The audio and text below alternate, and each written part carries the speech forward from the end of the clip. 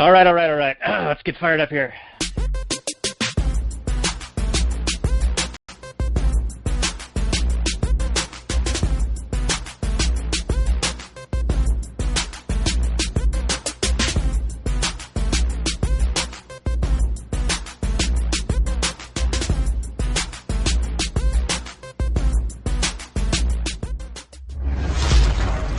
Maximum freedom.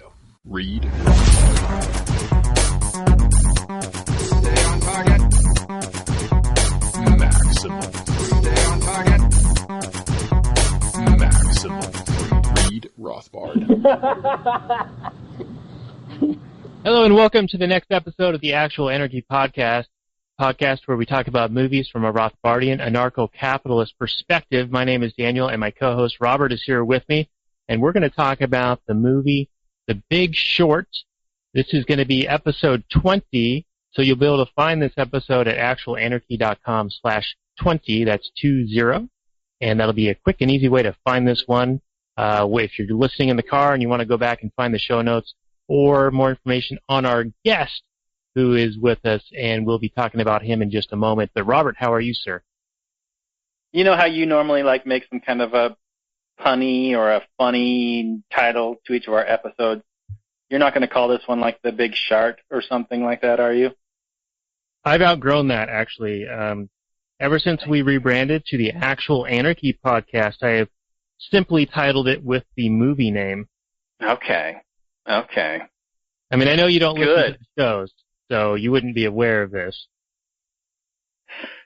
Well, I don't want it to ruin and sully my memory of the experience.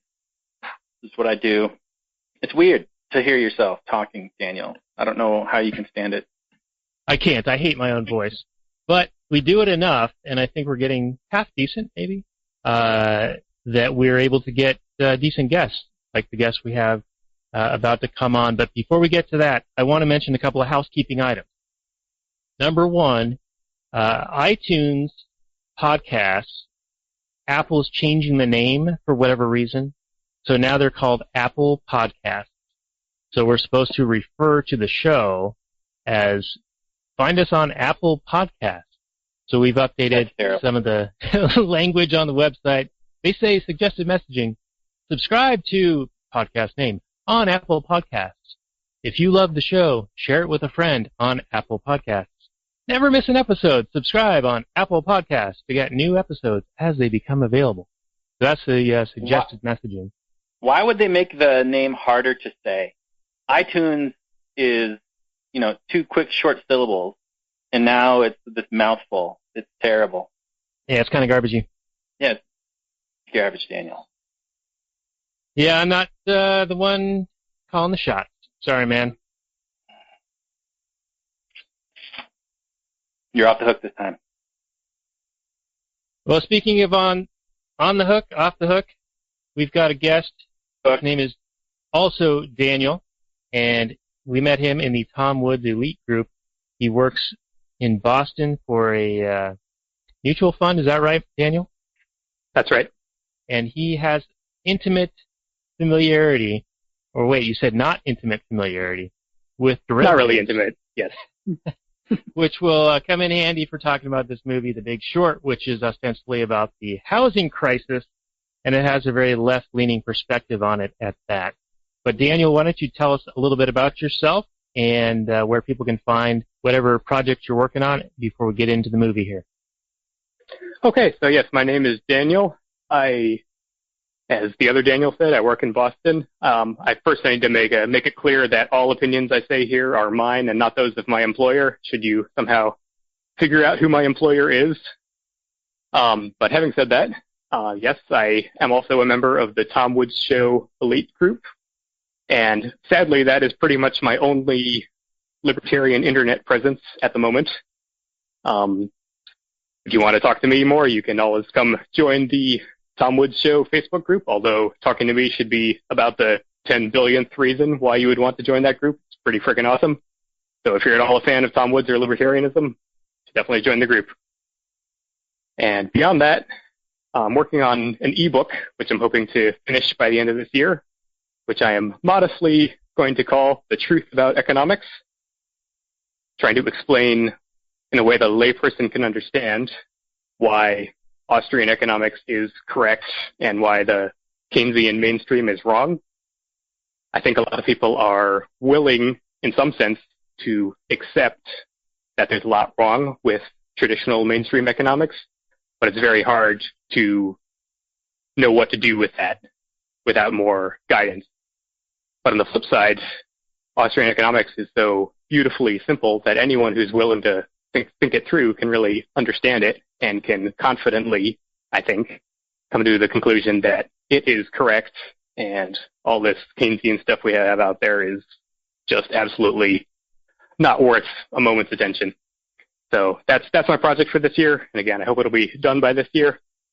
And so check back to thetruthabouteconomics.net every once in a while, and maybe I'll have something up there by then.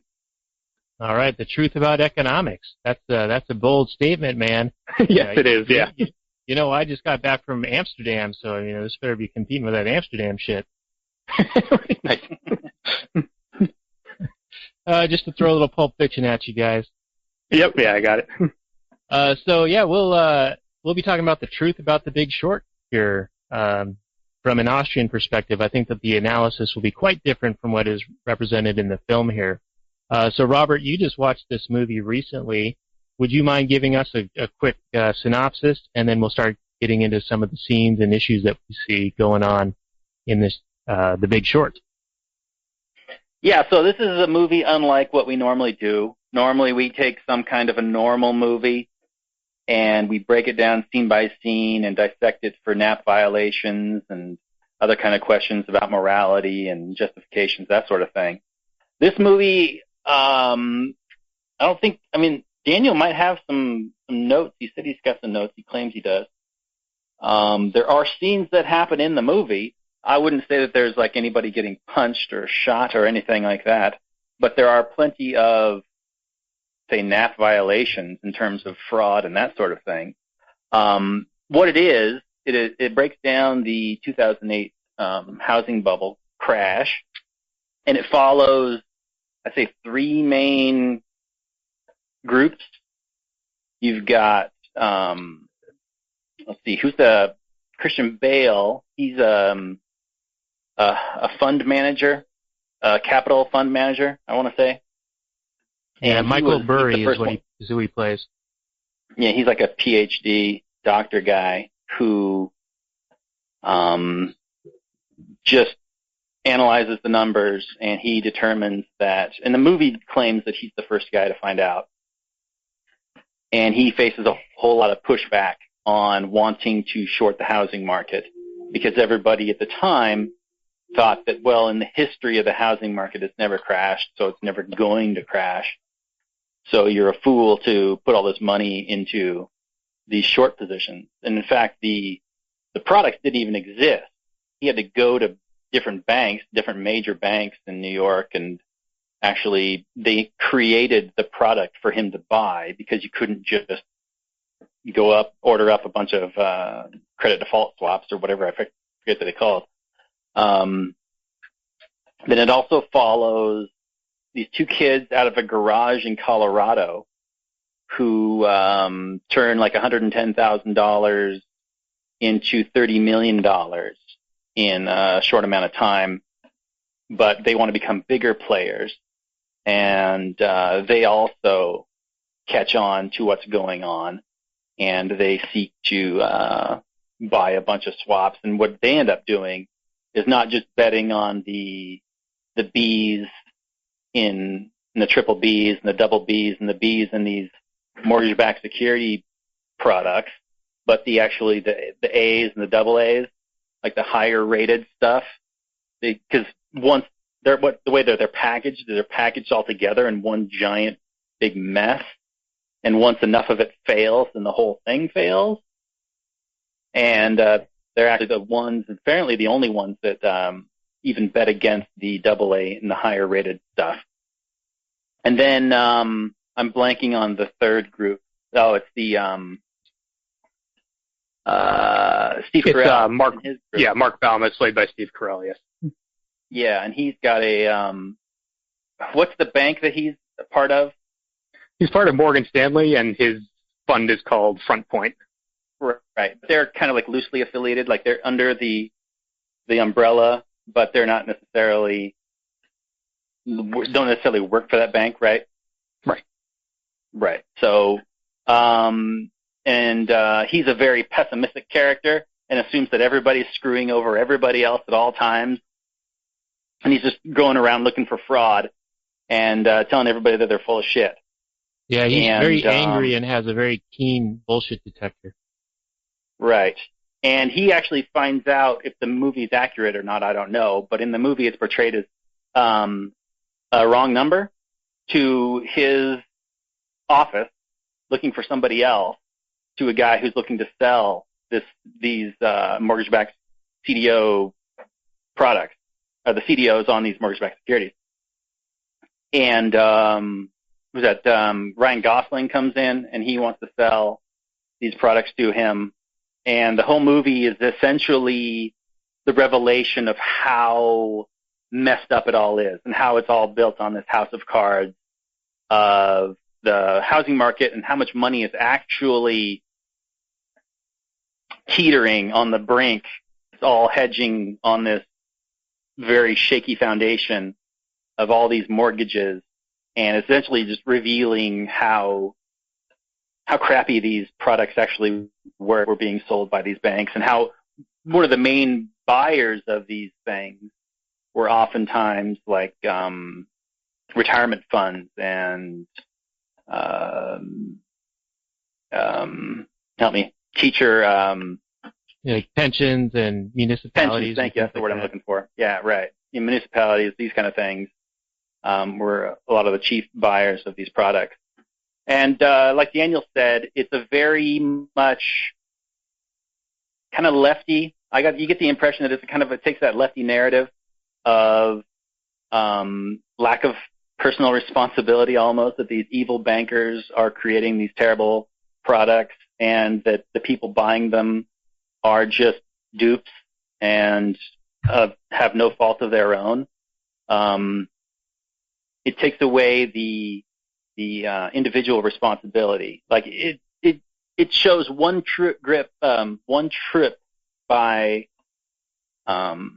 the Steve Carell group down to Miami, where they find these empty tracts of housing that have maybe a few people living in them, and find that all these loans are just being handed out to immigrants and just anybody who wants a house. No income, no job. They call them ninja loans,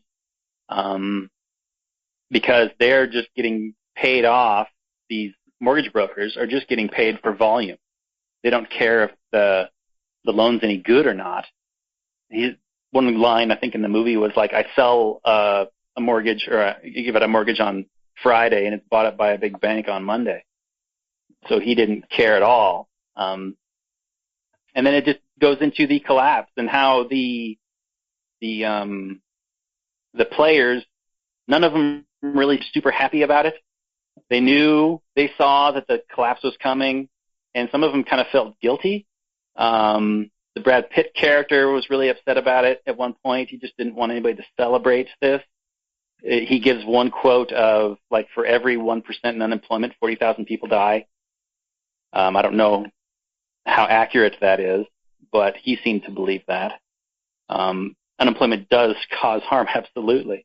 But anyway, I'm kind of rambling at this point. Deanna, you have some notes, so I suggest we kind of follow along what you have. And then Daniel, number 2, I'm sure you've got all kinds of good insights to give. So that's it for my spiel at this point. All right, good enough. Well, I'm just going to read what the Google Wiki thing says. They've got an 88% Rotten Tomatoes score, so it's reviewed very well from the critics. 94% of Google users give it a positive thumbs up. So it played very well in the critical space. But it's centered on 2008 Wall Street guru Michael Burry, who's played by the Christian Bale character, realizes that a number of subprime home loans are in danger of defaulting. Burry bets against the housing market by throwing more than $1 billion of his investors' money into credit default swaps.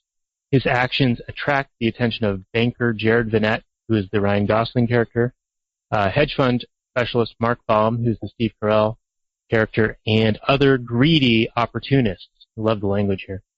Together, these men make a fortune by taking full advantage of the impending economic collapse in America. So if that's not a loaded statement, I don't know what is. Yeah, it's almost, we were having a private conversation last night with a gentleman who feel like if you had this kind of information, you might be under some kind of obligation to share it with everybody, as opposed to profiting off of it by betting against it. But it sure seemed like they were trying to let people know.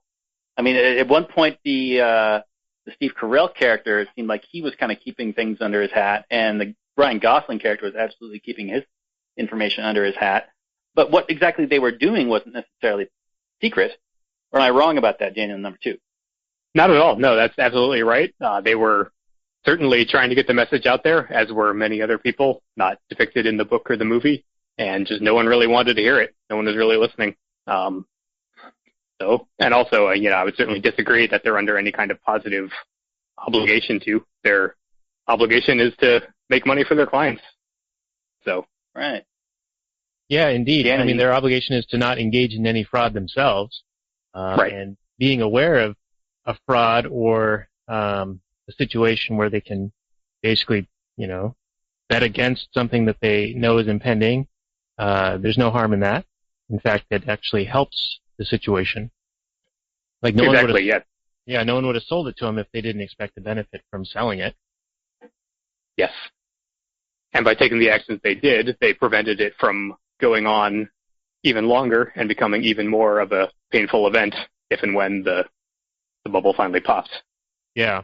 Now there's kind of a weird presentation of this movie. It's almost as if it's documentary style, but then they break the fourth wall like they're trying to be a Ferris Bueller all the time. Constantly the characters like break character and then talk to you as an audience member. And they try to, 2 instances they kind of dumb down, or 3 instances where they dumb down the explanation and say, rather than boring you with the details, we'll have this hot woman in this bathtub explain it to you. And then another one is they have Anthony Bourdain explain how the cuts that don't make it in the first sale get bundled together into something else and then get packaged again and sold as if it's quote unquote new or fresh. He used fish as an example. And then a third time is this professor and Selena Gomez, who was, I'm embarrassed to know this, but she was a boyfriend or girlfriend of Justin Bieber for a time. Oh wow, I did not know that. But they use these people to kind of explain these concepts sort of as an aside, like a footnote in the movie. And it's just kind of a weird presentation style. I just wanted to point that out before we get too much further into this. I thought it was actually a really clever device, because if they hadn't done that, there was always this danger that this material is just going to be, a little too complicated for people who don't have any exposure to that side of things, the financial world at all. Right. Because but just by having it be sort of an occasional thing, it just, it was a nice little gimmick, I would say. It helped educate the audience without seeming, preachy or condescending about it. And these things, like it's mentioned in the movie, these things are obtuse on purpose, right? And I don't know if Daniel, number 2, you agree with this or not, but a lot of these, they don't necessarily go out of their way to explain exactly what's happening when they're creating these products and what exactly these products are, right? You mean in the movie or in real life? Both. Okay, well, yeah, in the movie, I think it's just the details aren't all that relevant. And in real life, it's true. That's there was certainly a lack of transparency there in the details of what all the products were. But at the same time, people were certainly willing to buy them without that knowledge, in large part because of the rating given to them by the rating agencies, which we'll cover later. So there was never really any incentive for anyone to go into more detail than was being provided. Yeah, that brings up a good point. So you've got the ratings agencies like like you were saying, and we'll be talking about them a little bit more later. But then there's also a significant amount of regulation in this industry. I think it's, if not the most regulated industry, it's either number one or number two, medical being the other. And I think when you have a high level of regulation in a market or in a sector, the players in it or the people who aren't super familiar with it will assume that the regulation's there to protect them, and therefore anything that's being sold, they sort of don't have to do their own due diligence. Like they have to sort of just, that, I guess the obligation of, as a consumer, of making sure that what they're doing is safe enough for their investment appetite, that's sort of alleviated with this false sense of security with these regulations in place. Exactly, yes. If it was important, then government would be taking care of it. Right, yeah, exactly. So we mentioned that they were saying that, housing never goes down. And so when Michael Burry's character goes to get the banks to create the this product for him, they're almost laughing at him like, oh, he's foolish, he's going to give us all of these fees and we're never going to lose on this deal. And they say to each other in a kind of an aside, right? They say it's built on housing as the backbone. It's so solid right now. Like this never goes down. We'll never lose. And I thought that was kind of interesting to note that. Any comment there?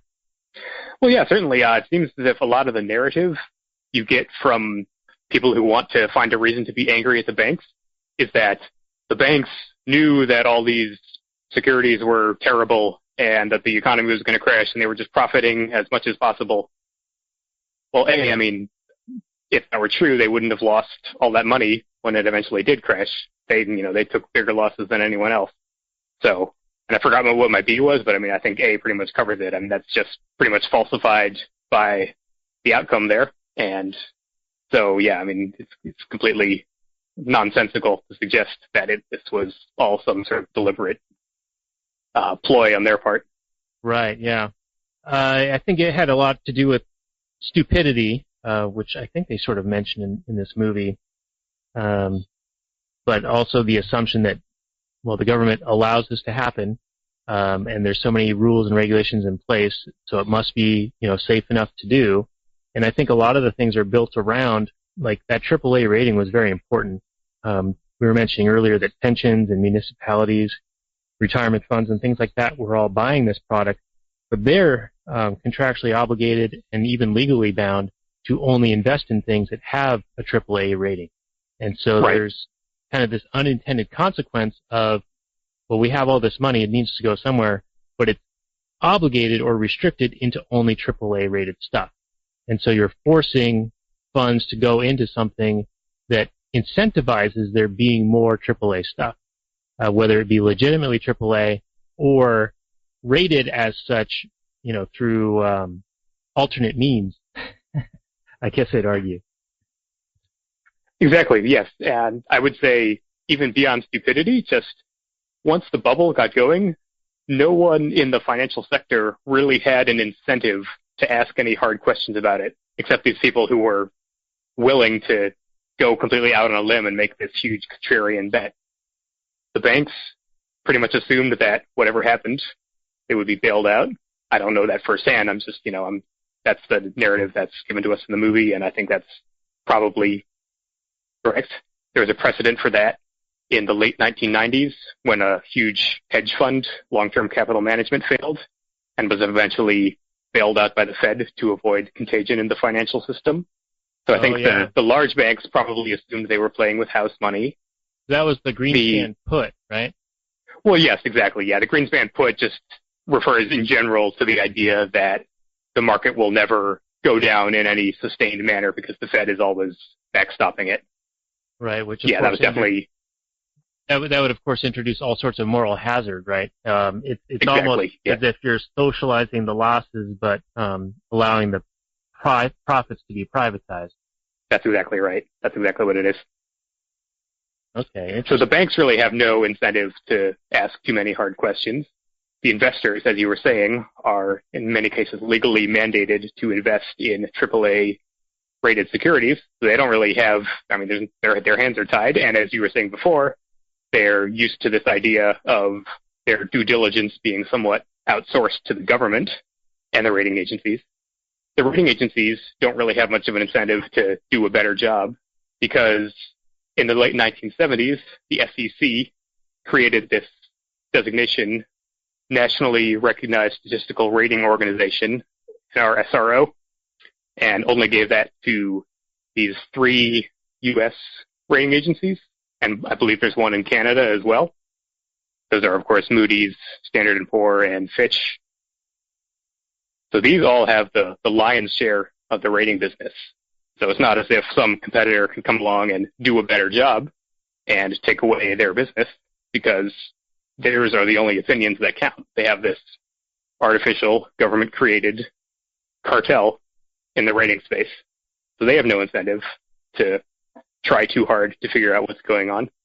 So really just no one is in a position to say, does this really make sense? Just as long as things keep going, they're all making their money. No one's really in a position to say, like, hey, wait a minute, this isn't right. Yeah, that's interesting that you mentioned that there is a cartel arrangement, because later on in the film it's presented with a nearly blind person at, is it Standard & Poor's? Yes. That, and that's totally like symbology, right, or symbolism. Yeah. Where she says, well, if we don't give them the rating they want, they just go to our competitor. And so, we need the business.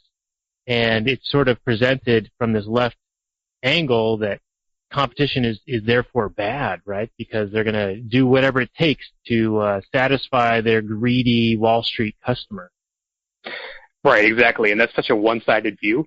And what that really leaves out is that in a proper free market setting with real competition between rating agencies, the rating agencies that the investors would care about were the ones that showed they could do a good job safeguarding their money, right?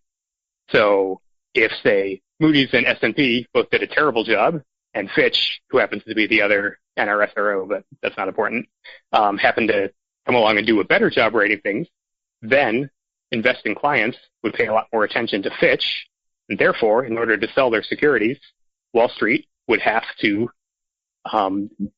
get Fitch on their side.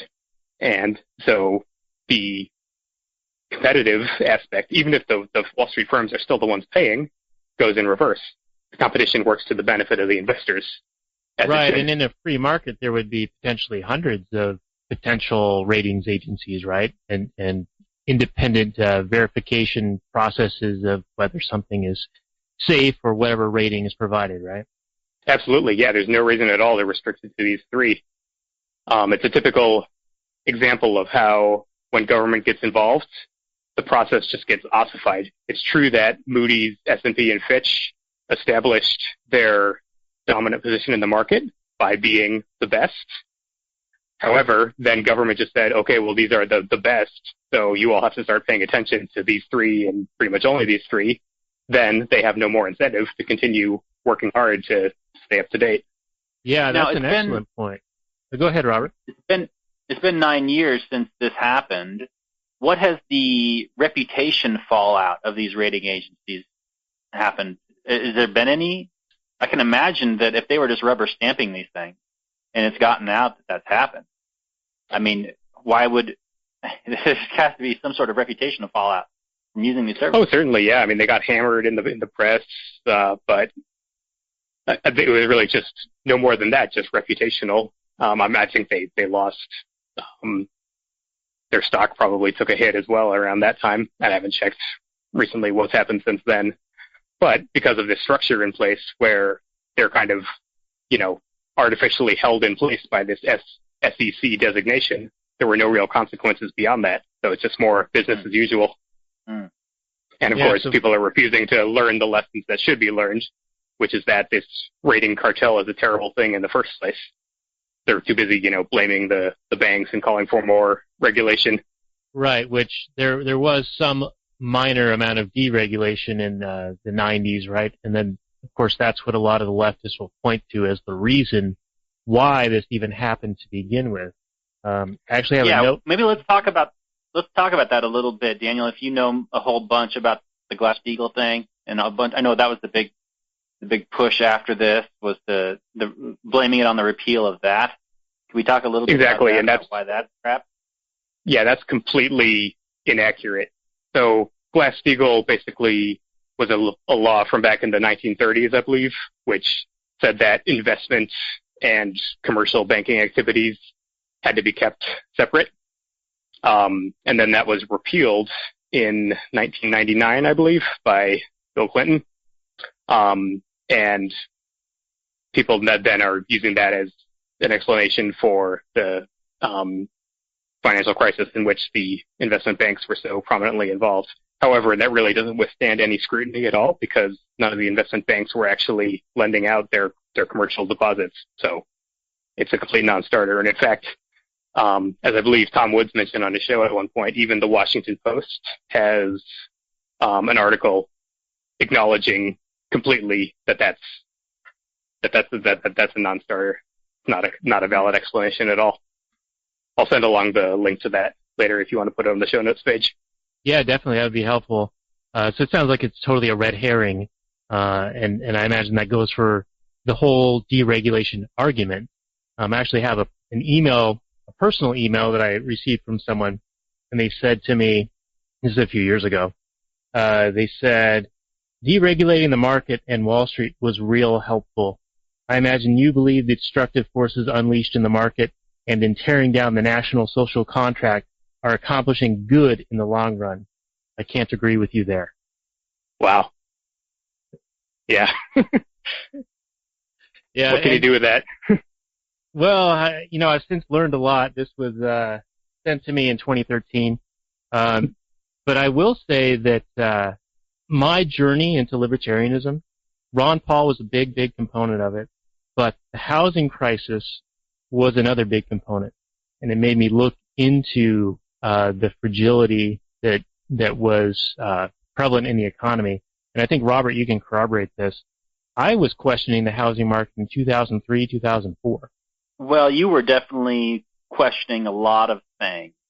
You were predicting a lot of financial difficulties, and you were preparing for such things back in those days. And you still maintained some of that, but not to the level that you were in those days. Yeah, my big thing that I noticed was that housing prices, I was in Seattle at the time, and they were going up double-digit percentages, but the incomes, of course, were not. So I was like, well, okay, this can't be sustainable. There's no way that people can buy something, turn around and sell it 2 months later for a 20% increase, because there's also a lot of transaction costs that go along. You got to pay the real estate people and a bunch of taxes and a bunch of other things. But it kept going on, and there was almost this impending feeling that if you didn't jump in now, you weren't going to get to be able to buy anything. So there was a lot of incentive to get into the market and buy something, because, of course, everyone thought it always goes up. And I even put offers in on some things, but I never pulled the trigger, and I'm glad that I didn't. But yeah. It was around that time I started looking at a website called SeattleBubble.com. I think that was in 2003, 2004. And I have an uncle and an aunt. They're a married couple, and they work in the real estate business, and we would go to Thanksgiving, Christmas gatherings. And I would say, yeah, I don't know about this housing market. And they were like, oh, no, it's great. It's never been better. You can't go wrong. Buy a house is a great idea. I was like, I don't know about this.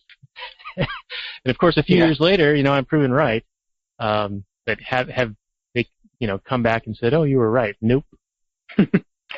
Well, yeah, as you were saying, it's amazing how simple it is once you think of it in the right way. At the end of the day, the house's price fundamentally is derived from how much people make and how much they can afford to pay for a house. If no one can afford to pay for it or can afford to pay the equivalent annual rent, then that's a nonsensical, unsustainable price. So it's amazing how simple it is when you think of it that way, and it's also amazing how few people ever do bother to think of it that way. Yeah, and I'd argue that there's another bubble going on right now.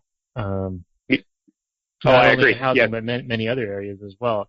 And I've also heard that people claim that you can't see a bubble when you're in it. You can only see it after the fact. And I would disagree with that. And they actually make mention of that in the film, that you can always see markers or indicators of things that wouldn't normally happen in a normal market. Can you speak to that at all, Daniel? Yeah, I mean, I absolutely agree with you. You certainly can. The points that Michael Burry brings up in the film, those are certainly all markers of a housing bubble. But in general, anytime, as we were just talking about now, anytime a price is rapidly rising and is clearly divorced from what any kind of fundamental analysis indicates it should be, then yeah, it's not difficult at all to see. It's difficult to profitably do anything with that information because, as John Maynard Keynes said in one of his few moments of wisdom, the market can stay irrational longer than you can stay solvent. But it's not really difficult to realize that something is distorted, especially because those of us with any background in Austrian economics know that the fundamental cause of a bubble is artificial credit expansion. So you have another marker from a different angle there. Just what has the central bank been up to? And if they've been pumping credit into the economy nonstop, then, big surprise. Not that surprising when bubbles start forming shortly after that. Yeah, so not to divorce us, I'm using that word again because you brought it up, but from the movie too much. But with all the money that was created during the bailouts, where is the inflation that should have accompanied that? Is it in the stock market and in some of the assets that have been climbing? Because we don't see it as much in our day-to-day consumables. Yes, you're absolutely right. It's confined to assets, and it's also been somewhat exported overseas. The United States, having the world's reserve currency, is in a great position. Foreign governments, in particular, are always willing to add to their dollar reserves, although some of our major purchasers of dollars have been less willing to do so recently, let's say. So things are starting to get somewhat interesting there. However, certainly throughout recent history, much of what the government has created has been absorbed by foreign sovereigns. And the rest, I would say, yes, certainly has shown up in increasing asset prices here at home. It's an extremely misleading and self-serving definition of inflation that only looks at consumer prices. Asset prices are really just as much a part of the economy, and to create a bunch of money, pump up asset prices, and then say, look, there's no inflation because consumer prices are flat. It's so pointless. Yeah, that goes along with the whole idea of government statistics. I mean, they change the parameters all the time. And then they try to compare them across time, and it doesn't make any sense to me how they can, look at CPI in 1950, 1960, 1970, when they've been changing how they configure the number across that entire spectrum, and then they treat it as if it's it tells them something. It's bizarre to me. Yeah, that's very true. It's not even a particularly well-defined calculation in the first place. The whole concept of a price level, is arbitrary and rather meaningless. Right, and it's really an aggregate of supply and demand functions and technological advancement. And we see it in the technology sector, like computers increase in power and decrease in cost dramatically as the market expands. And a lot of those goods are measured in the CPI, and that I think has a depressing effect, which of course they want, right? They want to show a lower number in the CPI, yet they leave out many of the things that are more tied to actual increases in money supply, which would be your more necessary goods like energy, like oil or food, things like that. That's right, yes. There's this measure of core CPI, which leaves out things like energy. So, yeah, it's a mess from beginning to end. All right. Well, let's swing this back to the movie with the Steve Carell character who's angry all the time, and he's late to a meeting. I guess it's an anger management meeting or some kind of a grief counseling meeting, where he says, "There's no cabs in this town," and he's of course in New York. And I always like to bring this up because this is clearly before Uber, right? Yes. But we've got a couple of clips from Murray that I can play at some point, or maybe link in the show notes page if I can find them, where he talks about the regulation in the taxi industry, which capped the number of taxi cabs that could operate in the city, like in 1935, and it remained at that level until, I think, 1990. And so, of course, there's going to be a shortage when there's a government imposed cap on the number of licenses that are available. So I found that kind of interesting to make note of. That's true, yeah. And of course, Steve Carell's character never once thought of that as having anything to do with it, did he? Nope. Just, there are no cabs. The banks are evil. Same principle. Yeah, he was pissed at the banks for having 25% credit card rate and student loans that no one could ever pay back, right? Yeah. Yeah, it seems kind of... It's weird. Like, these were clearly really intelligent people, but they didn't have an actual understanding of what was truly going on behind the scenes. And I think that the book that you're working on, the True Economics, I think that's going to be enlightening for a lot of people, Yeah, I hope so. It's really, economics is such a powerful tool for understanding all these things. Once you get just a few core propositions, then the rest just falls into place, both with economics and finance and thinking about the world in general. So I think everyone should be interested in economics, although it seems very few people actually are. Right. Another thing I want to mention was the Michael Burry character. They show a couple of scenes of his office, and there's an Adam Smith book in there, so I think that they're presenting him as this capitalist or this laissez-faire type person, even though Adam Smith really wasn't. Yeah, I noticed that. But they're trying to set the scene like, he's this dog-eat-dog capitalist. He's just going to go for wherever the profits are. And then shortly thereafter, they present the mortgage-backed security as a good thing, the government mortgage-backed security, and it's all AAA. But then they mentioned that these private ones over here, they're not as good. Like, they're bad because they're private. I thought that was kind of an interesting presentation. Yeah, the movie was full of sort of little leading innuendos like that. Like, even right at the very beginning, when they're talking about how banking used to be boring, and then they have this banker shaking hands with a guy and saying, "How are your wife and kids?" or something like that. Sort of like, oh, back then it was all family-oriented and they cared about each other. And then they have the Louis Ranieri character, the guy who invented the mortgage-backed security, as saying, "Let's make some money." Then that's when banking became evil and greedy and all that. So there are these very shallow kind of innuendos there throughout the movie. Right. There was one other thing that I wanted to bring up, and Robert, maybe you can chime in on this. You remember the spot where they're like, "Are you sure about your math?" And he goes, "Yeah, look at my quant. Look at his face." And they say, "That's racist," because it's this Chinese guy who, supposedly won the national competition for math.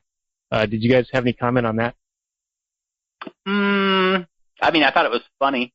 I could see it seemed kind of strange and out of place in the movie a little bit, just because the left is so obsessed with race and thinks racists are just the worst, most evil people in the world. But no, I didn't necessarily have a problem with that. I thought it was kind of cute. I thought it was kind of funny that the actual Chinese guy just went along with it, no problem, even though it was mostly lies. Like, he did speak English and he got second place in the competition, but he understood his role was to be silent and to seem more imposing as a mathematical force, I suppose. Right, and he also broke the fourth wall telling that story, right? Yeah. Yeah, I agree. I thought that scene was really pretty hilarious. And in fact, I thought Ryan Gosling was really terrific throughout the movie. I know Christian Bale got the awards for supporting actor and everything, but I thought Ryan Gosling was equally good. And then regarding how that was kind of out of place in the movie, it seems that was something the movie struggled with a bit, was choosing which little anecdotes and scenes from the book to bring in. There are a lot that make sense in the context of a book that don't translate quite as well to movie, but it seems they just brought a lot of them in almost without thinking about it. So was that one in the book? It's a little bit different in the book. I think it's the Ryan Gosling character. It's basically just says, how can a guy who can't speak English lie, or something like that. There wasn't all that whole like stunt about look at his face or anything like that. That was added for effect. Although, for all I know, maybe that's what happened in reality, and the book watered it down a bit. Yeah, well, not to microaggress here, but I think that perhaps they were coloring the character, the Ryan Gosling character, as a bad guy because he's a capitalist by making him racist, like virtue signaling to the left and having some symbolism there. Yeah, wouldn't surprise me. Did you get the impression, though, that the Gosling character was like a bad guy? I got the impression that he was kind of like a neutral, not necessarily a good guy, not necessarily a bad guy.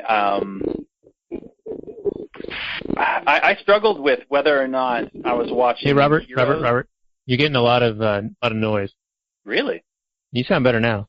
Huh. I don't know what's happening. It's dead silent in here. Okay. Yeah, go ahead. Sorry. That's all right. I didn't really see a whole lot of villainry going on, but maybe I wasn't paying as close attention as I should have. There definitely were some digs at capitalists and that sort of thing, but I don't know if the movie was overly critical to its protagonists, its main characters. What did you guys see? Do you want to take that? Yeah, I felt like they were painting capitalism as bad, as the problem being not only greed, but then also a blind eye from government and ineptitude from the rating agencies, like we talked about before, where they were portraying the ratings agency having competition as a bad thing for protecting people.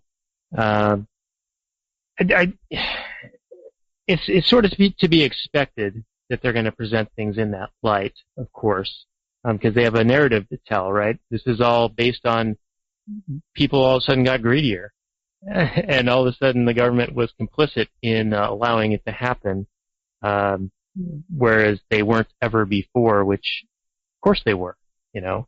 It's been kind of an ongoing process, right? This collusion, this cronyism between government and those with entrenched interests. Like, Daniel, you were saying that ratings agencies were the biggest ones in the 1970s, and then they became the cartel that continued on. Well, that's another example of this cronyism, and it allowed them to act in a more bureaucratic method, no longer continuing to improve, no longer really competing with each other, providing service or having to compete with upstarts. And, you know, just imagine if this had happened in, say, the video game industry at the same time. You know, we'd have still Atari and ColecoVision and maybe some other outfit being the cartel video game providers, 30, 40 years later. Yeah, that's a great analogy. All right, I was hoping that would elicit a little bit more, but that's all right. No, that's really great. It says it all. I mean, you know, as soon as government can't act without changing incentives in some way, and the classic example is once they start conferring favors on you, then you lack the incentive to go out and truly excel and provide value. So it's basically just economic incentives 101, which is unfortunately something that many people struggle to grasp. Right, yeah, very much of it is all geared towards protectionism. So, you know, once they're in that position of power, they want to keep upstarts and competition are out. One thing I have to... No, go ahead. Oh, I just wanted to get into the presentation scene where he has the Jenga stuff, but if there was some other comment you wanted to make before we get into that, go ahead. Well, yeah, I was just going to say, this is a general point that I probably should have brought up earlier. The movie is actually pretty faithful to the book, which is by Michael Lewis. I think it came out in 2010 or so. So it's definitely Michael Lewis's narrative and opinions that the movie is advancing here, and they're pretty faithful to it. And one sort of amusing thing, though, in the book, Michael Lewis has Michael Burry talk about the importance of incentives, or I believe it's actually Charlie Munger, Warren Buffett's right-hand man. Lewis quotes a speech by Charlie Munger in which he talks about how important incentives are. And Munger says, I thought I was one of the best at understanding incentives, but every year I realized there's more and more that I didn't understand about how powerful they are in explaining things. Something like that. And so it's just very funny that Michael Lewis quotes that at such length and never seems to draw any lessons from it. Because, of course, all of what we've been talking about so far is just incentives 101. You look at the incentives and you understand everything that happened. No one really had an incentive to do anything different than what they did. It's not necessarily greed, stupidity, fraud, any of this. It's just government interfering in the markets and distorting all the incentives that people would normally have to create better outcomes. Yeah, so I got a question. When these big banks were selling these products and they were filled with all these subprime loans and terrible things, they were selling them to like pensions and whatnot. Do you think they were committing fraud? Did they know what was in the product themselves? I mean, in my mind, that the buyer, let the buyer beware. They're under all the obligation to understand what it is they're purchasing. But do you think there was fraud or just negligence going on the part of the sellers of these products? Well, I certainly don't think there was any fraud, at least from the facts as I understand them, as they're presented in the movie and the book. And again, this is not something I have any firsthand knowledge of at all. Basically, it's not really up to the seller to look out for the buyer's interests or to provide the buyer with information that the buyer hasn't asked for in order to complete the contract. And certainly, unless they were either misrepresenting the contents of the securities or somehow guaranteeing a return or lack of risk of the securities, which of course they wouldn't do, that's, beyond illegal, then I don't see any case for fraud at all.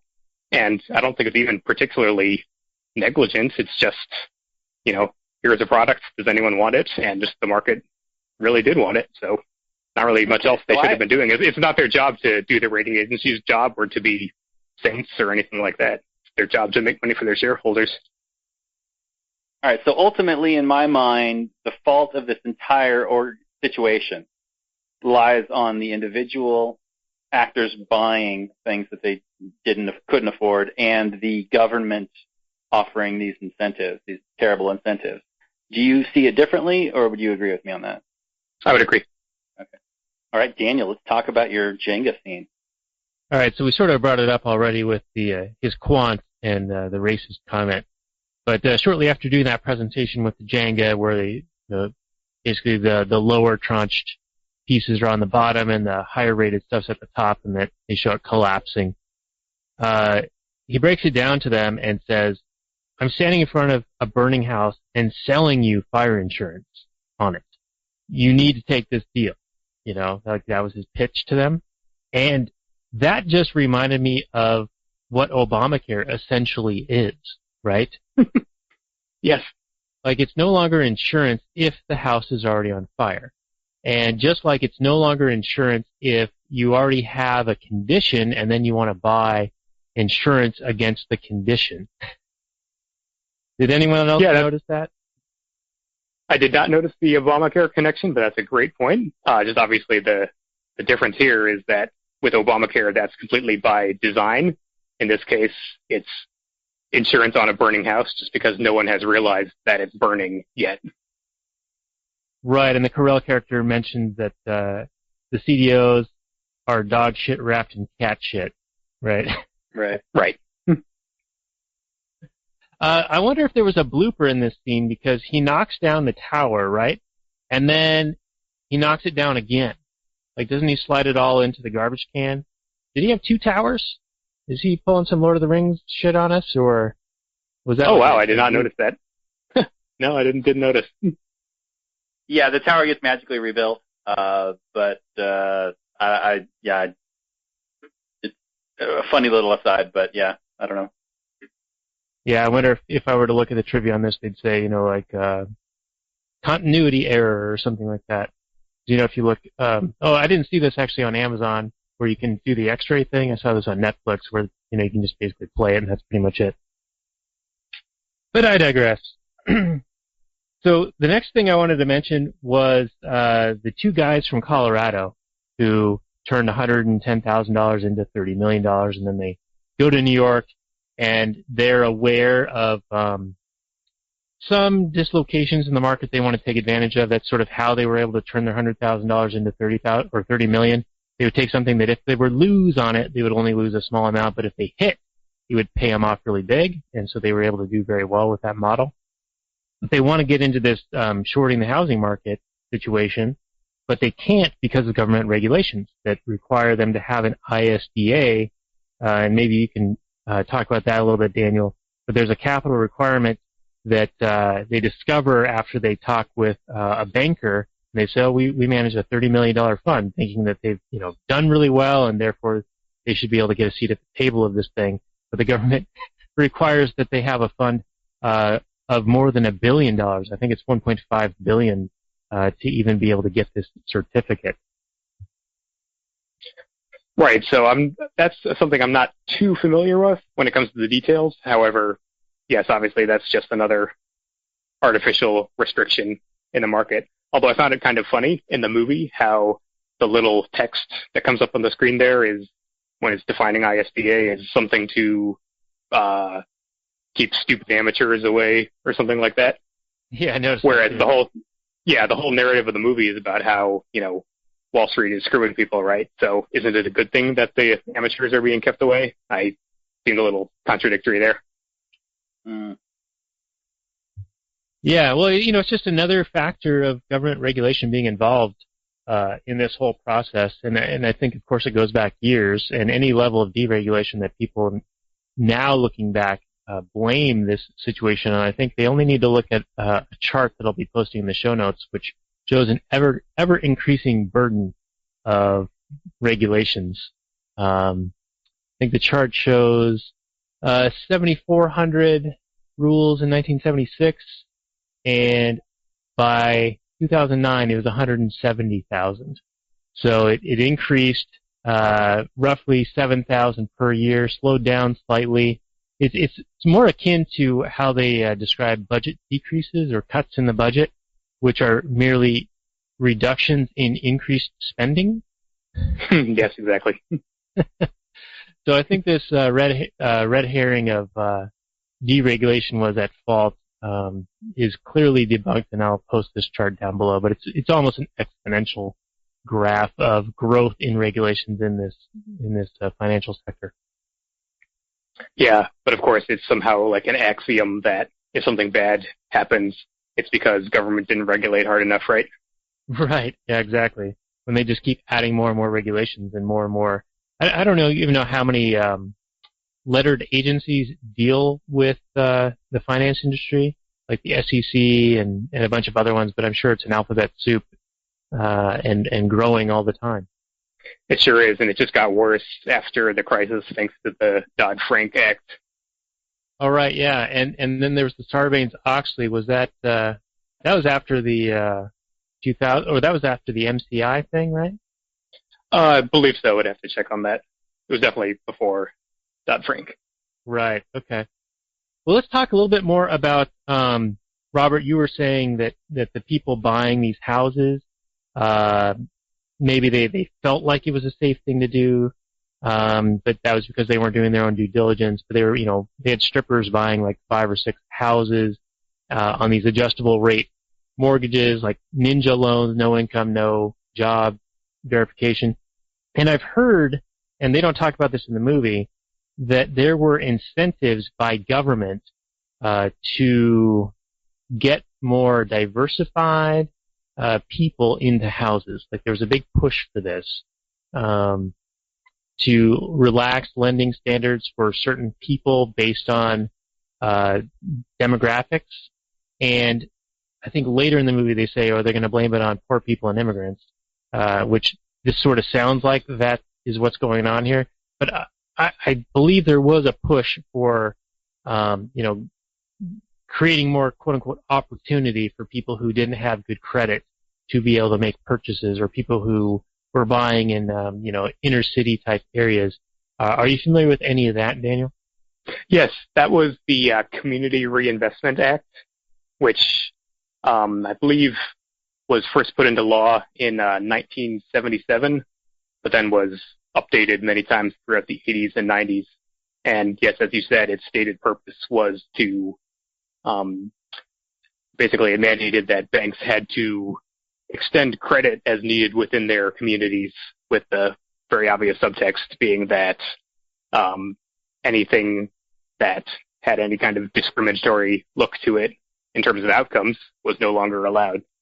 Right, and this was all like percentage based, right? So if they were at 9%, they had to basically go out of their way to get it over the threshold of 10%, right? So they had to go seek out somebody who would get them their number. And of course, this is another regulation that's in the way of people doing something they would normally have, done differently, right? This is intended to modify behavior of actors. And of course, it's another contributing factor of regulations and government interventions that contributed to the problem to begin with. Exactly, yes. It's the sort of missing piece, which I think we forgot to mention last time on the list of all the incentives. So the mortgage lenders now have an incentive to be extending loans to unqualified borrowers. The investment banks have incentive to be willing to have those loans on their books, because if something goes wrong, they know they'll probably get bailed out anyway. Investors have incentive to be willing to take the crappy subprime mortgage bonds and CDOs that the banks generate out of these loans, because they're rated AAA.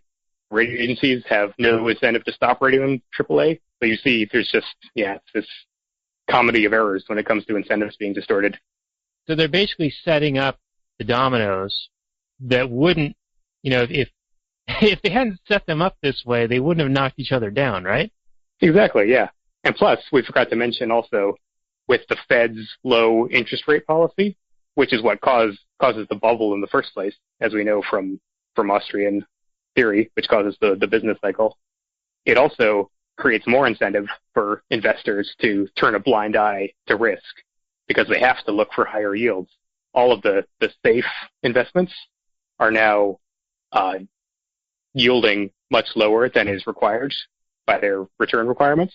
So a lot of these, say, defined pensions or something like that, they really have to look hard to find something that has a sufficient rate of return and is still rated AAA.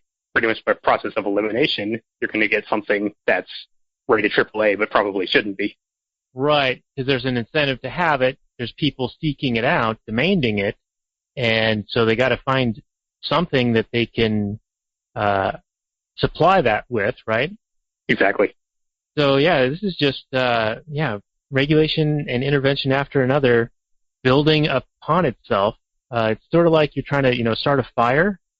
You put your kindling on the bottom, and then you put a little bit of dried moss or laundry lint in there or whatever, and you start building it up. And that's what this essentially is doing. And then you're pouring gasoline on it with the CDOs and the CDSs and all that stuff.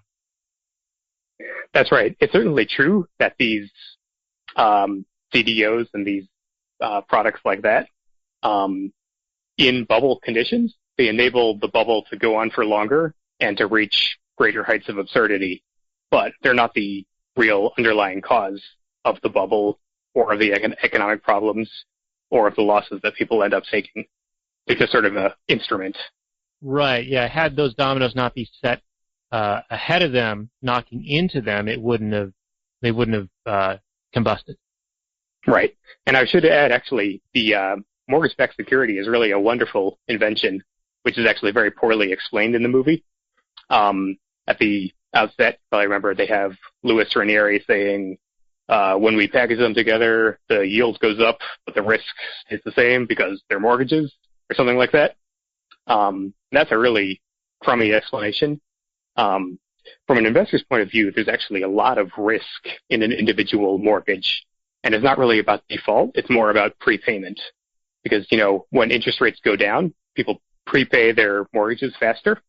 And that gives the investor unexpected cash flows at a time when the interest rate at which he can reinvest it is lower.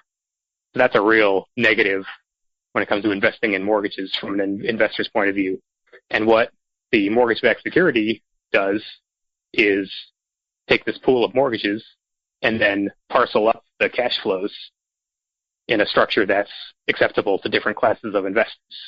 So they're more stable and predictable and therefore more investable. So that's a really great win-win product, which would definitely exist in an anarcho-capitalist world with a free market. It helps the investors, and by bringing more investors into the picture, it helps people who want to buy houses and get a mortgage to get a much better deal. They have much more credit available to them. Okay, I'm going to need to rewind that one back and play it a few times before it clicks in my head, but it sounds like you know what you're talking about, so I'll give you extra credit on that one. Okay. And they actually make a mention of that in the movie, if somebody sounds authoritative, then people will believe them, because they're looking for somebody to explain something, like they're looking for somebody to be authoritative. I think that's near the end of the movie, but we're not quite there yet. Yeah, but that's certainly true in life. It's all about just, fake it till you make it. Is that the thing? Well, how do you think we made it to episode 20? Oh, there you go. One thing that wasn't brought up a whole bunch in this movie, but I wanted to ask you about is where does Fannie and Freddie, where do they fit into this? And I'll preface this with back in the day when I was living in Seattle, I had a friend who worked at Washington Mutual, and he would explain to me that they were buying up loans from places and then reselling them like almost immediately and making money on it. I think they were selling them to Fannie and Freddie. But am I misremembering that? Is that not something that they do? Maybe you can explain how that fits into this whole thing, and is it in fact another domino? It is indeed another domino. And yeah, you're remembering correctly. They were backstopping subprime mortgages before the investment banks really got into the game. And because Fannie and Freddie, even though they're not technically fully guaranteed by the government, since they're quasi-government agencies, there was this implicit sense that the government would always bail them out if necessary. That just added to all the moral hazard involved when it came to originating these subprime loans and then sending them off to Fannie and Freddie. The assumption was that those institutions would never be allowed to fail. So yeah, that's, moral hazard up the wazoo, and as you said, another domino. All right, so pencil this out for me. So you've got a person buying a house, and you've got a mortgage company that is presented in the movie as taking advantage of immigrants and people who can't speak English, whatever. But they're writing loans with very little documentation because there's incentive by the government to do so. And then they turn around and sell those to the bigger banks, or to banks. Yes. And then the banks turn around and sell them to Fannie and Freddie. Yes, although I believe also the mortgage lenders would also often sell the loans directly to Fannie and Freddie. Okay, and then Fannie and Freddie are the ones doing the packaging to make them into a mortgage-backed security that then the pensions and the other investors purchase. Is that how that works? I'm not too familiar with the details, so I don't want to say something incorrect there. Certainly in the movie, it's more what the banks are doing. What Fannie and Freddie did with the loans on their books, I'm not 100% sure of. Okay. Well, it's something I'm just trying to understand, and maybe Tom Woods goes into it in his book Meltdown a little bit. I know you said you read that a couple of years ago, and you don't have a copy of it anymore because you loaned it out. But I'm trying to wrap my head around how this all would diagram out. Yeah, Meltdown is a fantastic book. If you're going to read one book about this whole episode, it should be that one. Yeah, you were telling us before that was the book that converted you to being an ANCAP or a libertarian, or talk about that a little bit. Well, sure. I was already a libertarian. I had been ever since college, but I didn't really pay much attention to the economic side of things. I was just a sort of libertarian on principled grounds. I studied economics in college. I learned from these very eminent authoritative figures, so it didn't occur to me that they could be just, completely wrong in their worldview. And then that all changed when I discovered Meltdown, because I had actually read some of human action in college, which is kind of random. I mean, it's not very often that anyone without an explicit interest in Austrian economics will just happen to read some of human action, but somehow I ended up getting a copy and reading some of it. And I liked Mises, but I didn't totally get it. There's all these, big words and talk about praxeology and stuff. And I could tell he was a free market guy, which made him okay in my book, but I didn't really get it. And then when I read Meltdown, it was like, oh yeah, that's what he was talking about. It was like this very delayed light bulb moment for me. Yeah, I've made an effort, a few attempts at reading human action, but I couldn't get past a couple of chapters just because there are so many German translated words that big long words that I think are maybe German themselves that I just couldn't follow very easily. Right. Even the English is might as well be German sometimes.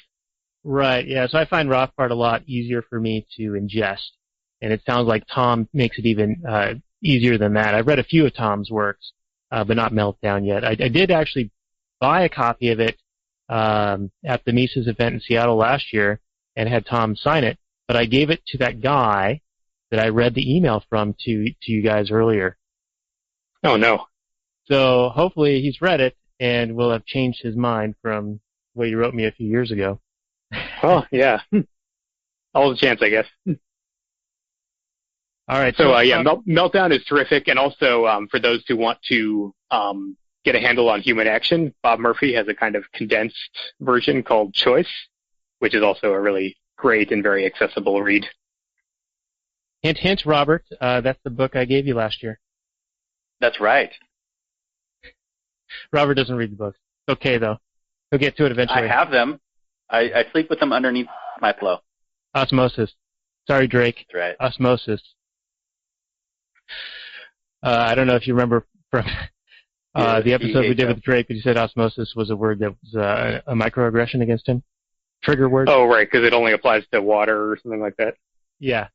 So he said, Robert kept saying osmosis, and I said, well, you're raping him with osmosis. Ouch. All right, so we're actually getting close to the end of my notes here, but I'm at the point where we're at the ratings agency, and of course they're representing her symbolically as being blind, right? And she's talking about competition is evil, and if they don't give them the rating they want, they'll just go somewhere else. And Steve Carell character says, you're making plenty of money, why don't you make less and do the right thing? And his character, his partner Vinny, I think is his name, says you're selling ratings, as if it's an unethical thing to do. And one of them makes a comment because she says that her boss told her to do it, and that's why she did it. And she's okay. I think it's Carell who says, so anyone who has a boss can't be held responsible. And that reminded me of the Nuremberg trials. And Robert, this might be your wheelhouse a little bit. Because there was a boss telling them that, hey, this is how we want it done, does that absolve the individual from the responsibility of taking the action in the employ of, their boss? Only if coercion's involved. If the person freely makes their choice voluntarily, then absolutely not.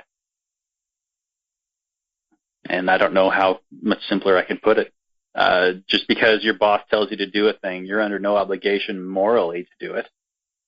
Practically, you may feel like you need to do it to continue to feed your family and whatnot. But if there's no coercion, you can always, if you object to something, doing something morally or on any other grounds, if it betrays your conscience, you get a different job, do something else. You were responsible for your own actions. So yeah, that explains that doesn't fly with me.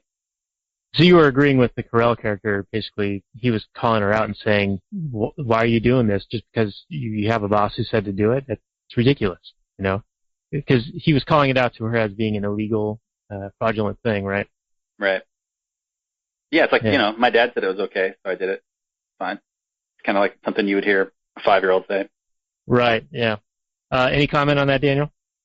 Yeah, I mean, I agree. Just, I think, though, it's probably not 100% clear to some, mid-level employee at a ratings agency that what they're doing is, completely wrong. I mean, obviously we can see that with hindsight, but I don't think it rises to the level of them doing something knowingly illegal or knowingly doing something that's going to have a deleterious effect on the world and just doing it because the boss said to. I think there was definitely some situations where low-level employees tried to bring it up to their superiors if something was wrong, and the superior said not to think about it. But I don't think there's necessarily that much of an obligation for anyone to then put their career in jeopardy just based on their own suspicion that something is not quite right.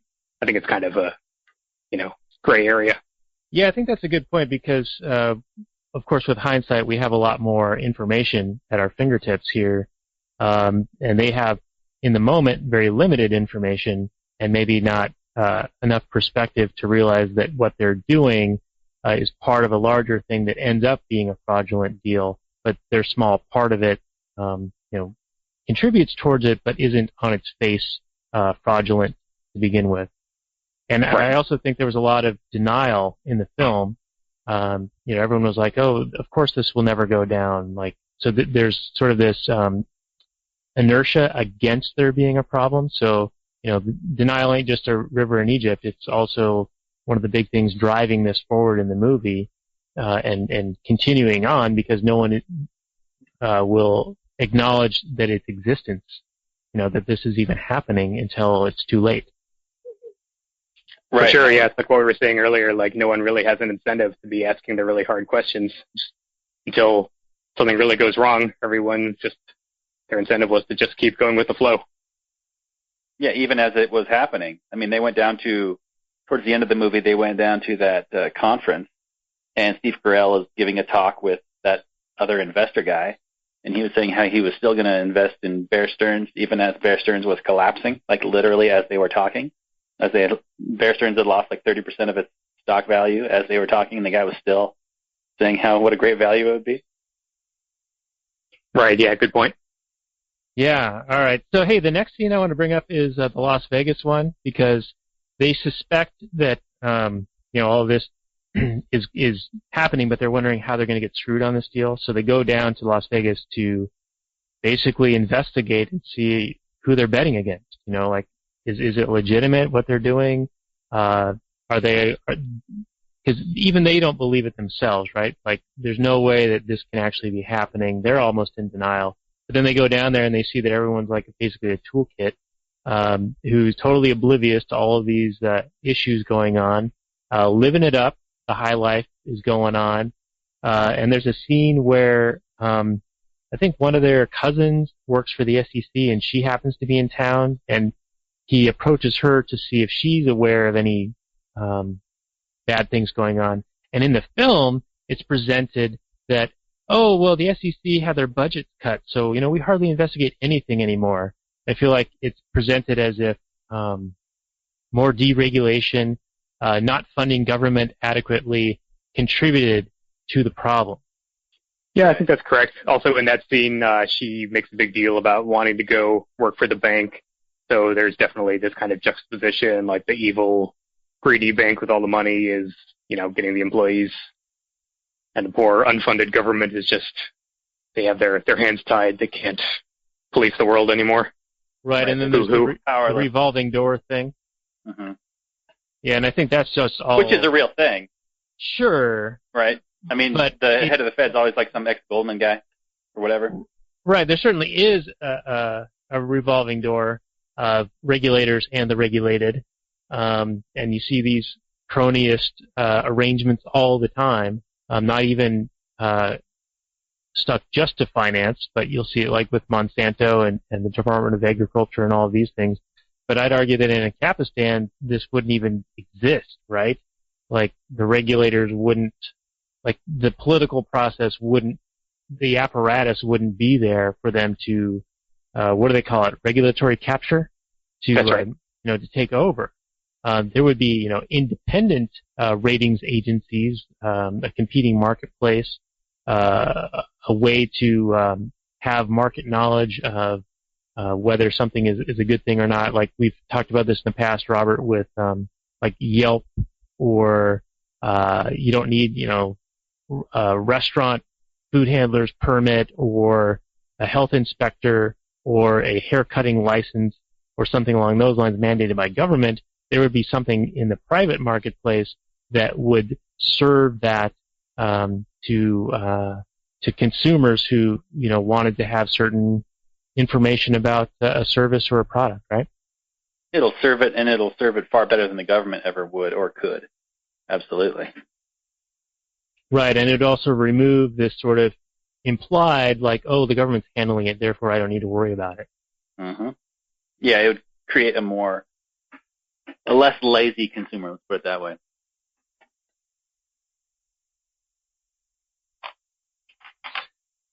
All right.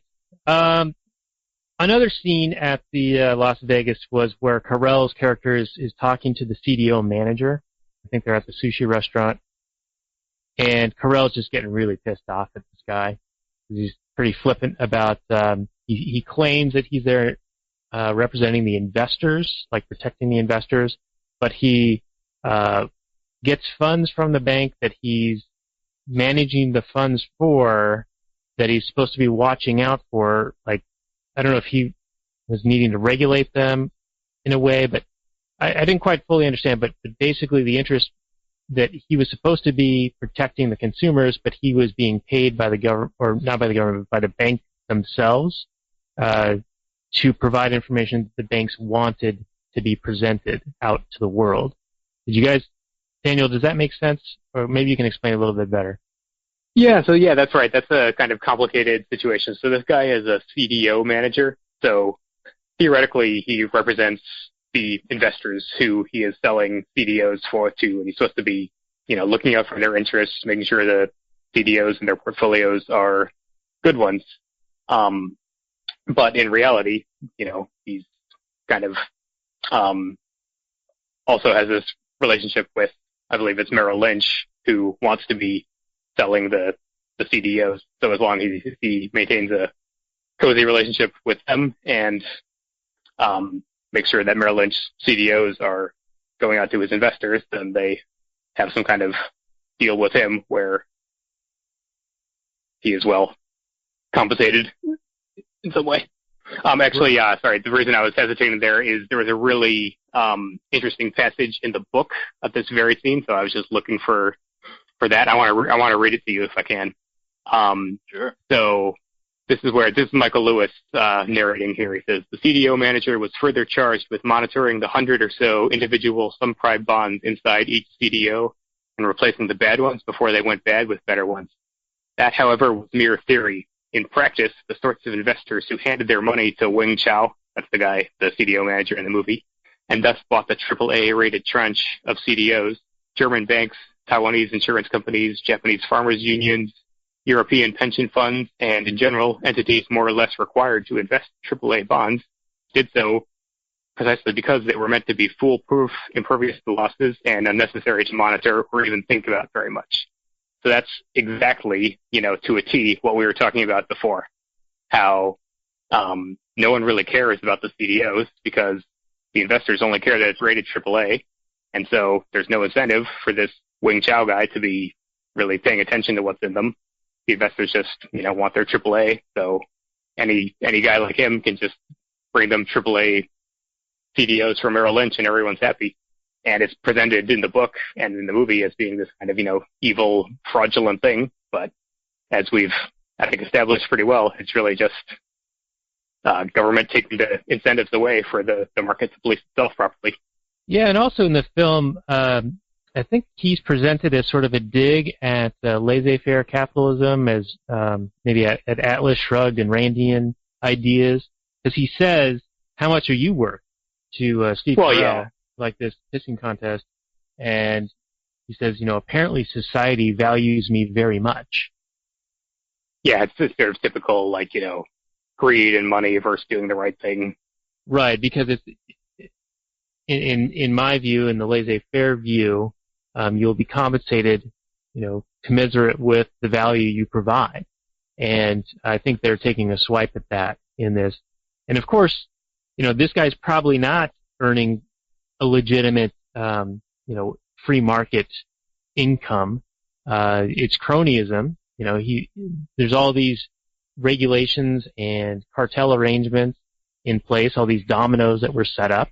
So I think this is a totally distorted situation.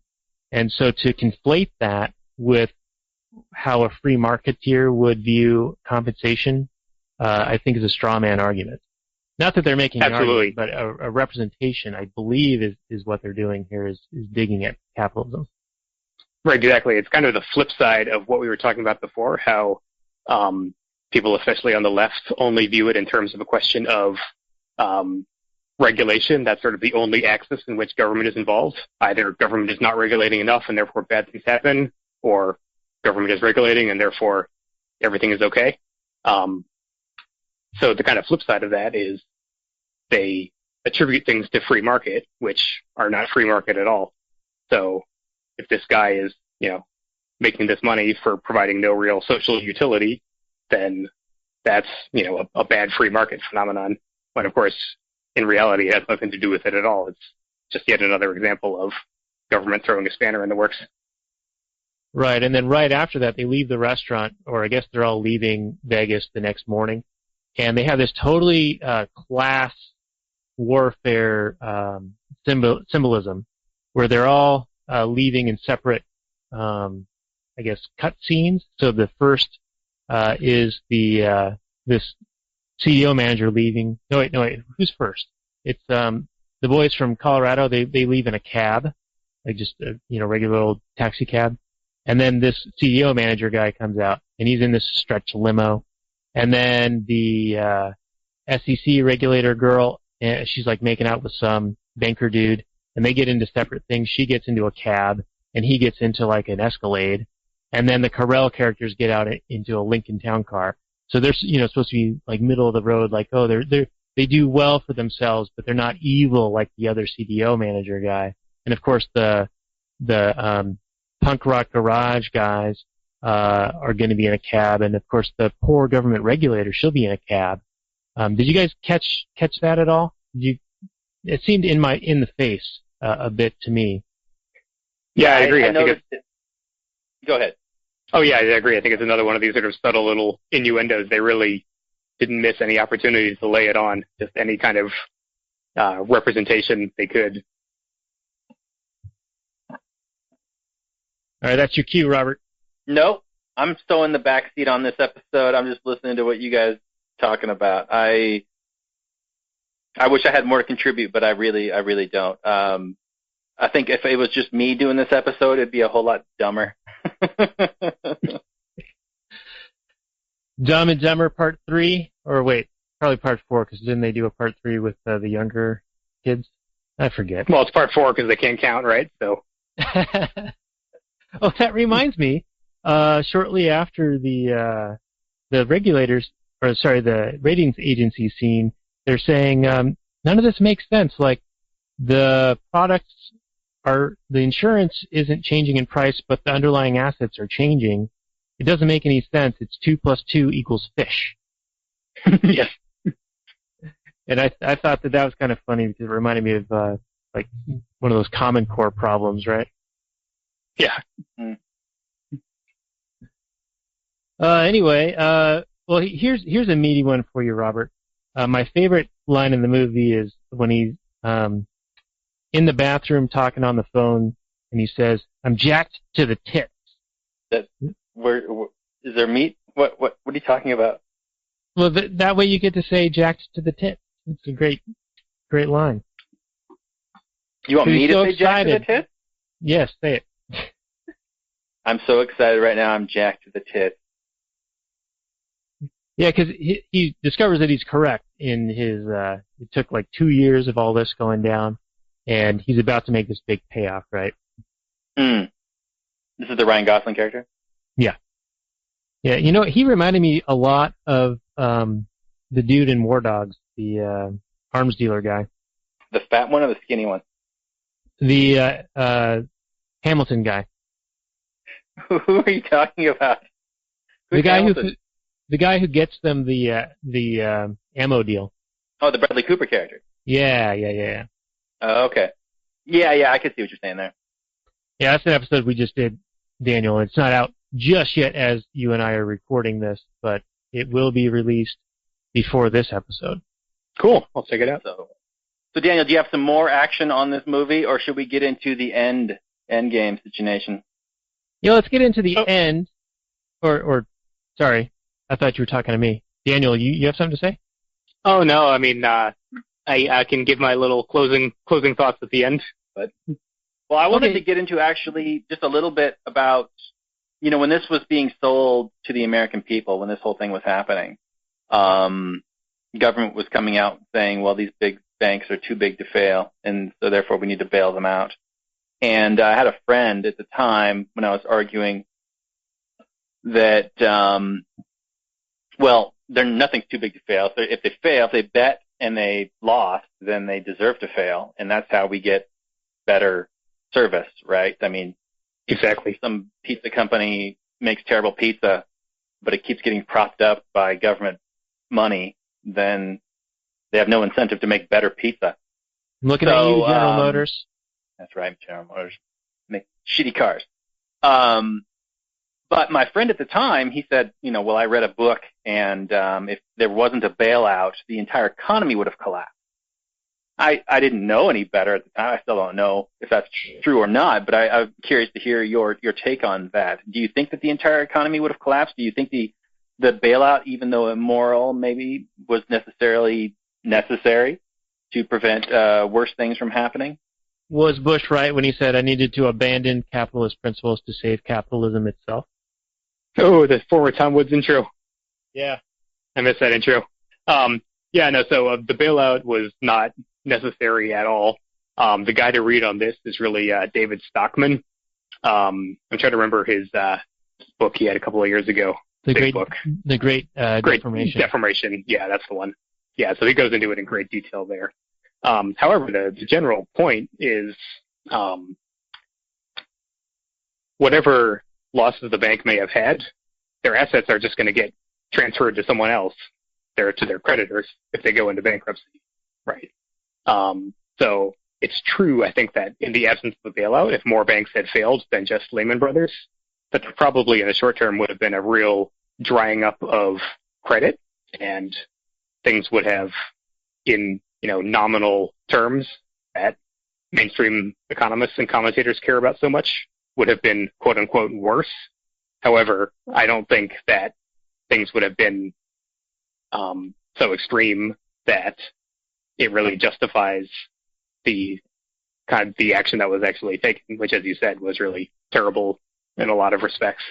I would say too big to fail is already a failure. Once you've acknowledged that there's an institution that's too big to fail, that means something else is really wrong in your economy and you need to fix that.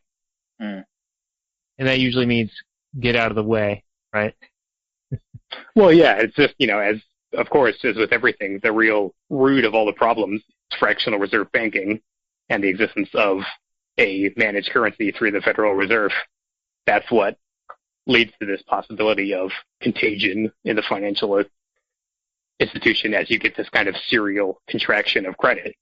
So if you're in a situation where you need to be allowing certain institutions to continue just so that you avoid excessively negative symptoms of credit contraction, it's probably a sign that maybe this whole messed up world of fractional reserve banking and fiat currency isn't such a good thing in the first place.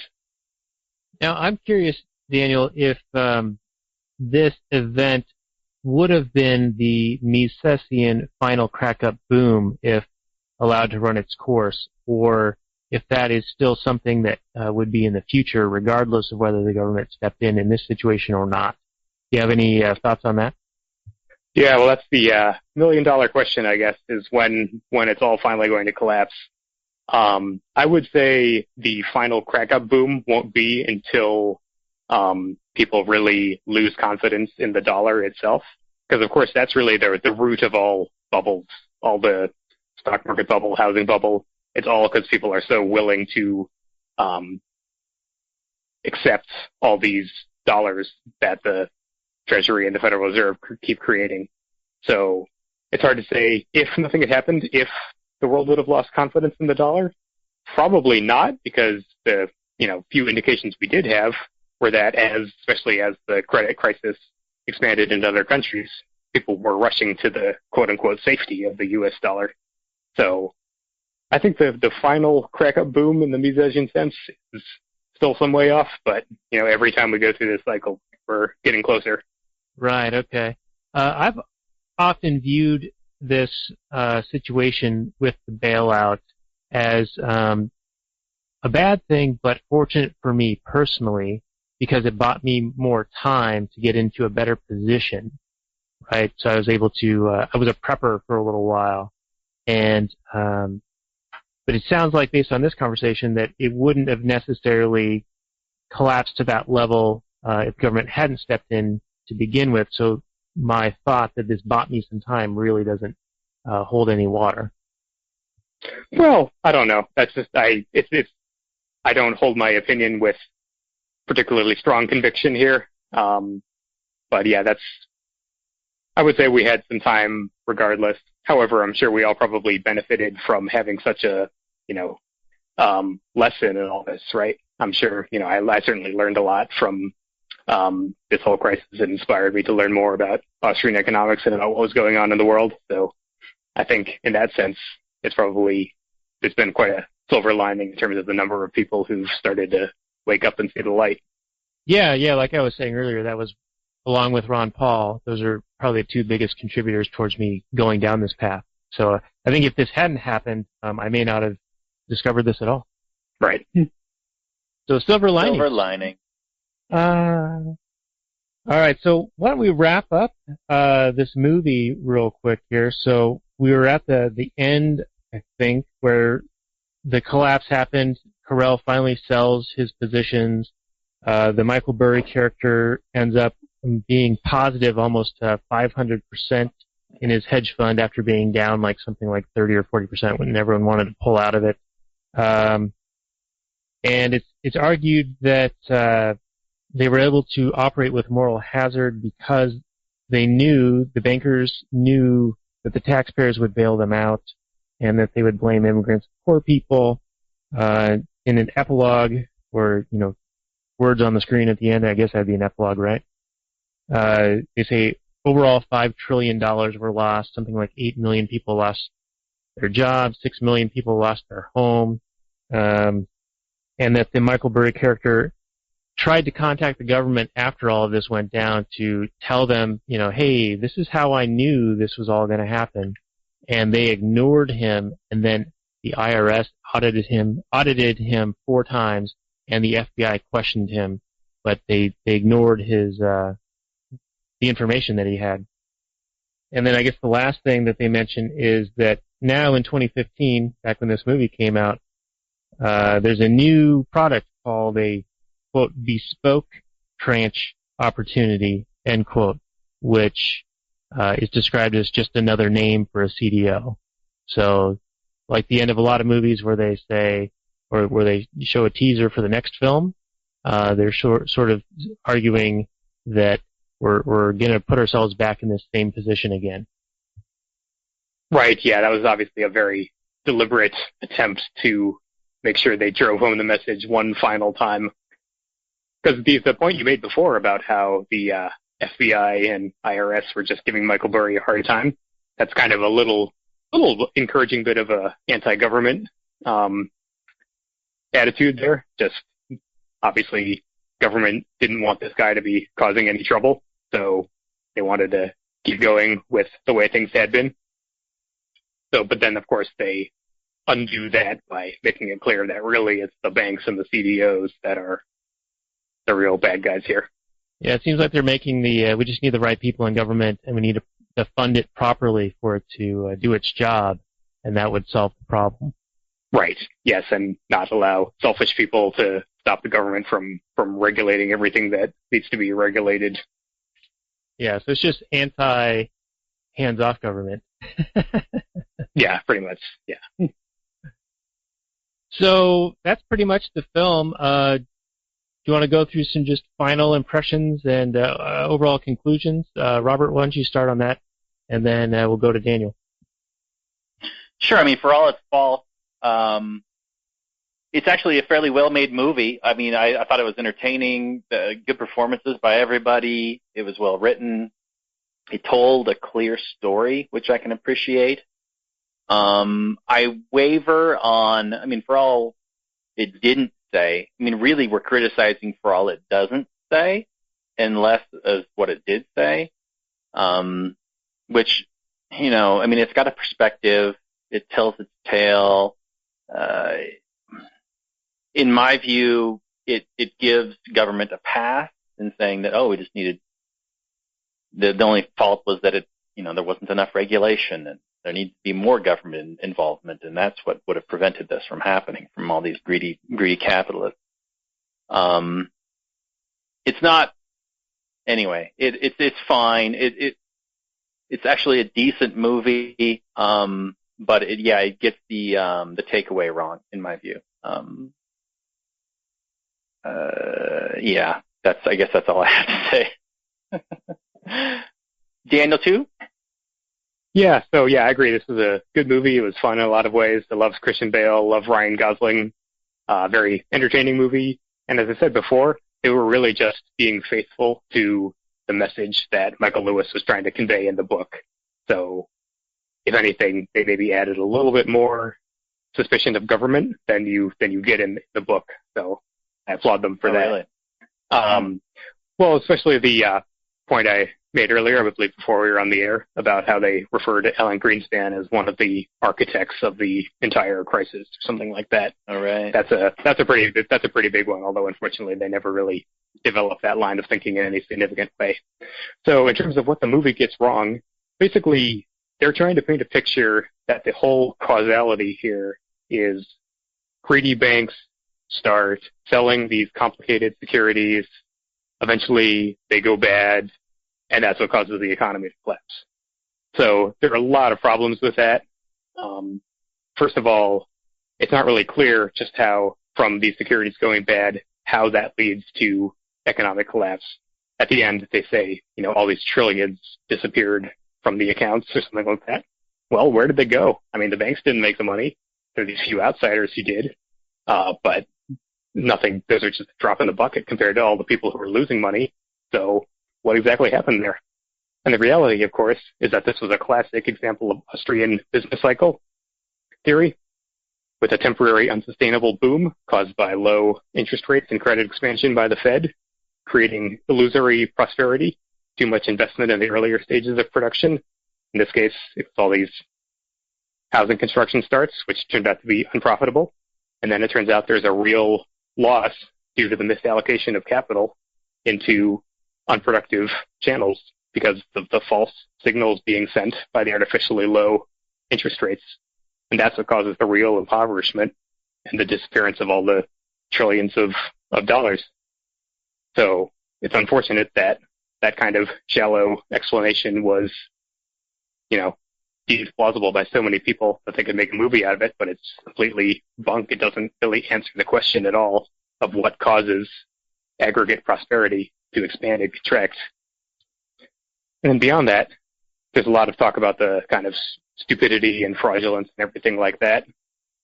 I think we've already covered that pretty well in the earlier comments, so I won't go over that too much again, but just it's really clear that what's really going on here is a lack of incentives to fix these problems in the economy once they've gotten going. Lack of incentives on the part of anyone in the financial sector caused by all these government distortions, which we enumerated pretty clearly. It's just kind of to sum up all this.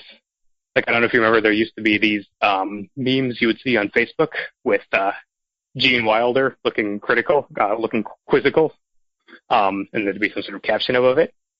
So this would be kind of hard to fit into a Facebook meme, but I think the caption would be like something like, mortgage lenders were forced to lend to unqualified borrowers through the Community Reinvestment Act. Investment banks knew they could accept these loans because of the implicit guarantee by the Fed. Investors thought they could trust the AAA ratings given by this artificial cartel of rating agencies. And of course, the whole bubble was created by the Federal Reserve. And then Gene Wilder saying, tell me more about this free market.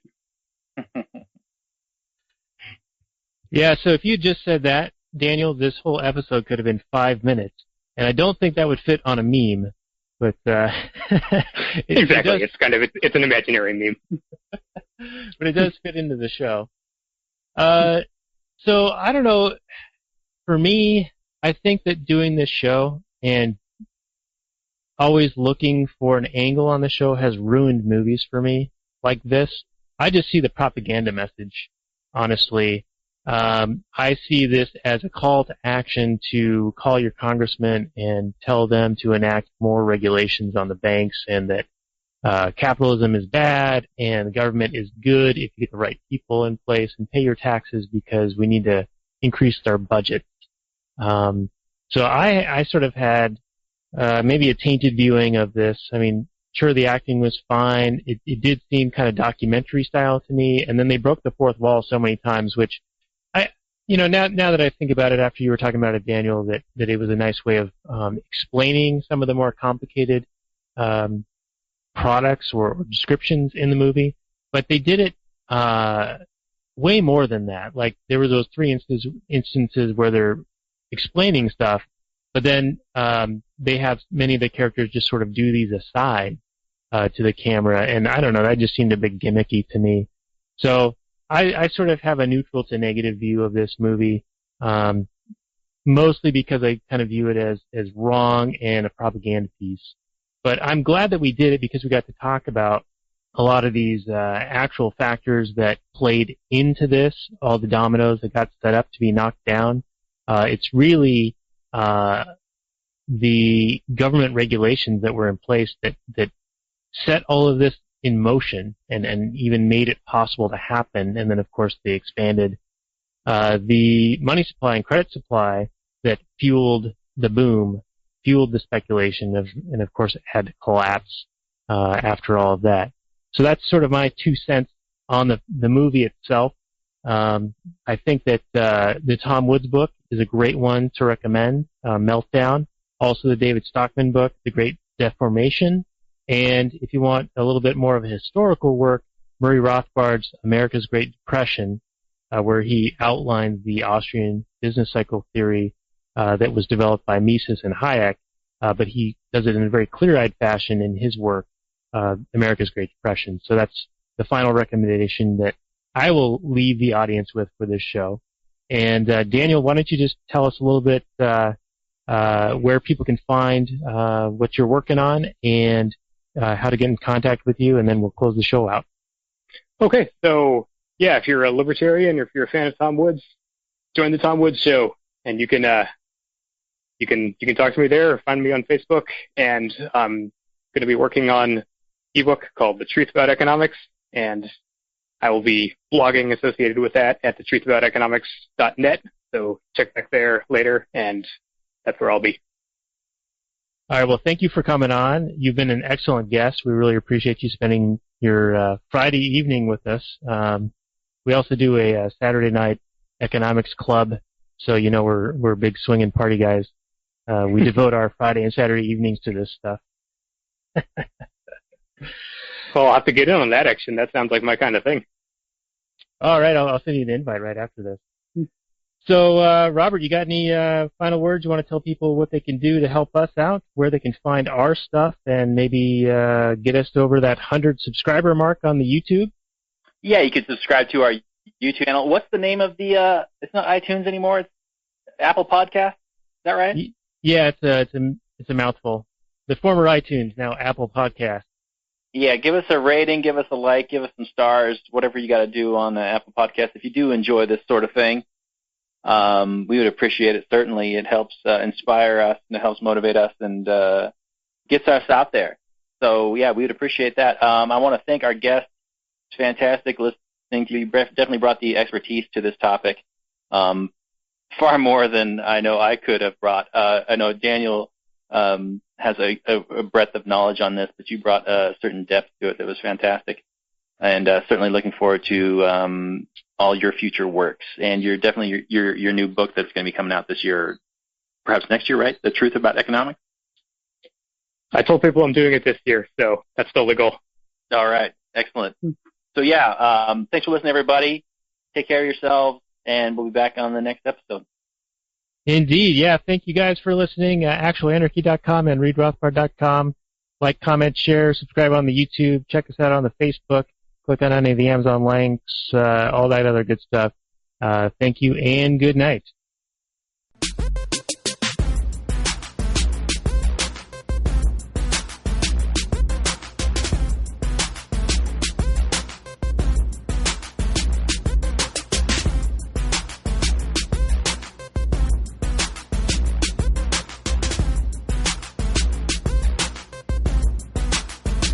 The Chipmunks.